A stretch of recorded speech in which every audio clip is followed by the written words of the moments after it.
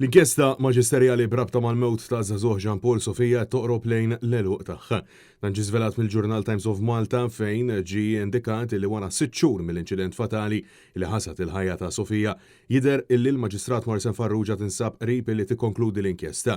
Iż-żagħżugħ tilef ħajtu wara li spiċċa taħt it-terrapien u l-konkos ta' 4 sulari binja f'Kordin li kienet taħt kostruzzjoni bil-kadavru tiegħu jinstab wara tfittxija ta' madwar 14-il siegħa.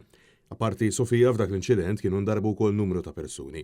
F'dawn is-6 xhur il-pulizija minkejja illi għandhom is-seta ma arrestaw lil ħadd brabta mal-każ bir-riskju li potenzjalment il-persuni suspettati fl-involviment tal-każ setgħu telqu minn pajjiżna. F'dawn is-6 xhur Jean Paul Sofija appella ġimgħa wara oħra lill-Prim Ministru Robert Abela sabiex isejjaħ inkjesta pubblika li tkun separata minn din l-inkjesta maġisterjali bilan illi disgrazzja bħal din tiġi evitata sabiex l-ebda oħra ma tgħaddim id-dulur illi għaddiet u għadha d-dejja stess.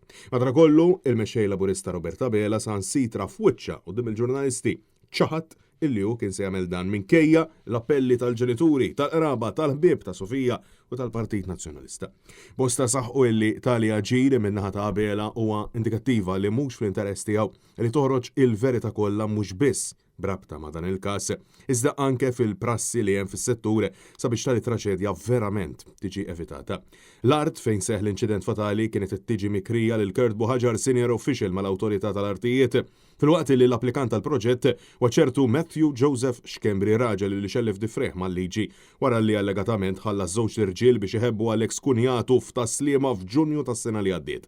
Fil-waqt illi il-perit tal-proġett hija Adriana Zammit li taħdem ukoll ma' Infrastructure Malta u li għandha konoxxenza tal-Ministru Ian Borch tant li sal-2020 kienet dawret il fuq minn 100,000 euro f'direct orders.